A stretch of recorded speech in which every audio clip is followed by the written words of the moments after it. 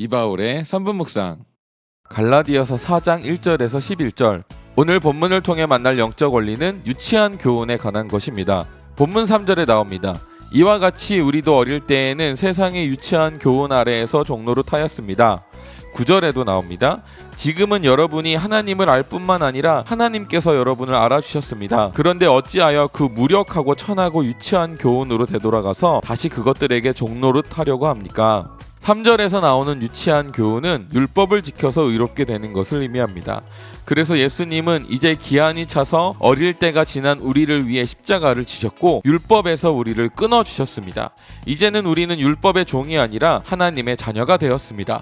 6절은 이렇게 기록하고 있습니다. 그런데 여러분은 자녀이므로 하나님께서 그 아들의 영을 우리의 마음에 보내주셔서 우리가 하나님을 아빠 아버지라고 부를 수 있게 하셨습니다. 우리가 더 이상 율법 아래에 있지 않다는 사실을 아는 것이 정말 중요합니다. 우리는 새로운 위치와 지위를 갖게 되었습니다. 우리는 하나님의 자녀입니다. 자녀로서 우리가 누리는 특권은 하나님을 알게 된 것입니다. 8절에 기록하고 있듯이 하나님을 알지 못하면 하나님 아닌 것들에게 종노릇하지만 하나님을 알면 더 이상 종노릇하지 않습니다. 정확히는 종노릇할 수 없습니다. 뿐만 아니라 9절은 하나님도 우리를 알아주셨다고 말하고 있습니다. 우리는 자녀가 되므로 하나님과 깊은 관계를 맺게 되었습니다. 정말 안타까운 일이 교회에 여전히 일어나고 있습니다. 초대교회에도 마찬가지고 지금도 여전히 안타까운 일들이 많이 일어나고 있습니다.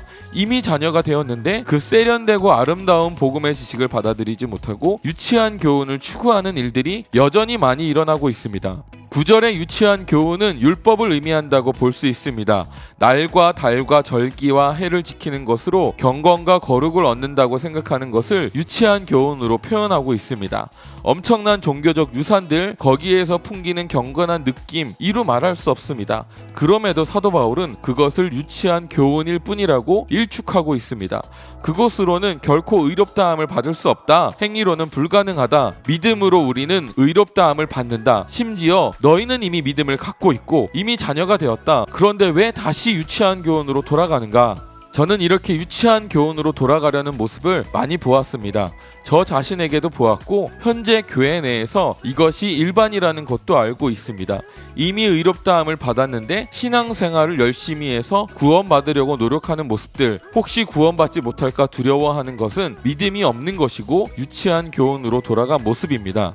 저도 은혜의 깊이, 예수님의 사랑의 넓이와 깊이가 너무 커서 그 은혜를 받아들이기 참 어려웠습니다. 유치한 교훈으로 다시 돌아가게 되는 이유 너무나 잘 알아요.